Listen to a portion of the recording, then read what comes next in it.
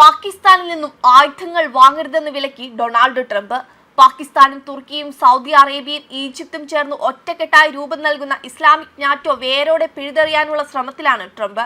ഈ കൂട്ടുകെട്ട് രാജ്യത്തിന് തന്നെ ഭീഷണിയായിരിക്കും എന്ന കാര്യത്തിൽ യാതൊരു സംശയവുമില്ല. ഇസ്ലാമിക നാറ്റോയെ ലോകരാജ്യങ്ങൾ ഒന്നിച്ച് എതിർക്കുകയാണ്. അതിന്റെ ഭാഗമായിട്ട് കൂടിയാണ് തുർക്കിയിൽ നിന്നും പാകിസ്ഥാനിൽ നിന്നും ആയുധങ്ങൾ വാങ്ങരുതെന്ന വിലക്ക്.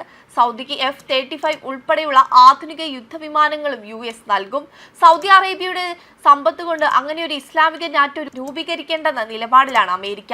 പാകിസ്ഥാന്റെ ആണവായുധം, തുർക്കിയുടെ ഡ്രോൺ ശക്തി, സൗദി അറേബ്യയുടെ സമ്പത്ത് എന്നിവ കൈകോർക്കുന്നത് വഴി ഇസ്ലാമിക രാജ്യങ്ങളുടെ സുരക്ഷയ്ക്ക് ഒരു സൈനിക മുന്നണി രൂപീകരിക്കുക എന്ന ആശയത്തിന്റെ ഉപജ്ഞാതാവ് തുർക്കി പ്രസിഡന്റ് എർദോഗനാണ്.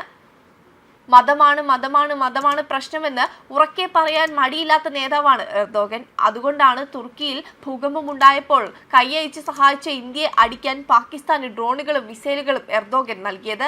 ഇസ്ലാമിക രാജ്യങ്ങളുടെ സൈനിക മുന്നണി യാഥാർത്ഥ്യമാക്കാൻ ഭിന്നതകളെല്ലാം മാറ്റിവെച്ച് എർദോഗൻ ആദ്യം ഈജിപ്താണ് സന്ദർശിച്ചത്. അതിനുശേഷം പാകിസ്ഥാനും സൗദി അറേബ്യയും സന്ദർശിച്ചു. 4 രാജ്യങ്ങളിലെയും തലവന്മാർ സൈനിക കൂട്ടുമുന്നണി ഉണ്ടാക്കാൻ തയ്യാറായതോടെയാണ് പ്രായോഗിക തലത്തിൽ കാര്യങ്ങൾ ചെയ്യാൻ എർദോഗൻ തീരുമാനിച്ചത്.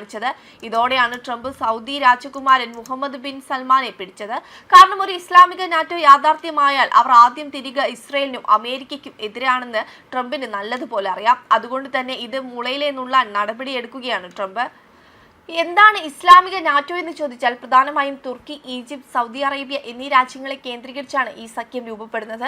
ഈ 3 രാജ്യങ്ങൾക്കിടയിലുള്ള രാഷ്ട്രീയ അടുപ്പം മുൻപില്ലാത്ത വിധം വർദ്ധിച്ചിട്ടുണ്ടെന്നും ഇത് ഭാവിയിൽ പാകിസ്ഥാൻ, ഇന്തോനേഷ്യ തുടങ്ങിയ വലിയ മുസ്ലിം ജനസംഖ്യയുള്ള രാജ്യങ്ങളിലേക്കും വ്യാപിക്കുമെന്നും രാഷ്ട്രീയ നിരീക്ഷകർ വിലയിരുത്തുന്നു. അടുത്തിടെ നടന്ന എർദോഗന്റെ സൗദി, ഈജിപ്ത് സന്ദർശനങ്ങൾ ഈ ലക്ഷ്യത്തിലേക്കുള്ള ചുവടുവയ്പായിട്ടാണ് കാണപ്പെട്ടത്. കേവലം ഒരു പ്രാദേശിക കൂട്ടായ്മ എന്നതിലുപരി ആണവശക്തിയായ പാകിസ്ഥാനെ കൂടി ഇതിൽ ഉൾപ്പെടുത്തുന്നതിലൂടെ ലോകത്തെ തന്നെ സ്വാധീനിക്കാൻ ശേഷിയുള്ള ഒരു സൈനിക ശക്തിയായി ഇത് മാറുമെന്നായിരുന്നു കണക്കുകൂട്ടൽ. ഇസ്രായേലിന്റെ സൈനിക കരുത്തിനെ നേരിടുക എന്നതിനൊപ്പം മേഖലയിൽ ഒരു സുരക്ഷാ സന്തുലിതാവസ്ഥ ഉറപ്പാക്കുക എന്നതും ഈ സഖ്യത്തിന്റെ പ്രധാന ലക്ഷ്യമാണ്. ഇറാനിലെ ഭരണമാറ്റത്തിനായി അമേരിക്കയും ഇസ്രായേലും ചേർന്ന് നടത്തിയേക്കാവുന്ന ആക്രമണങ്ങളെ തടയാൻ ഒരു സംയുക്ത സൈനിക ശക്തി അനിവാര്യമാണെന്ന് ചില മാധ്യമങ്ങൾ റിപ്പോർട്ട് ചൂണ്ടിക്കാണിക്കുന്നുണ്ട്. ഒരു രാജ്യത്തിന് നേരെയുള്ള ആക്രമണം സഖ്യത്തിന് നേരെയുള്ള ആക്രമണമായി കണക്കാക്കുന്ന നാറ്റോയുടെ മാതൃകയിൽ ഒരു പ്രതിരോധ സംവിധാനം സൃഷ്ടിക്കാനാണ് ശ്രമം നടക്കുന്നത്.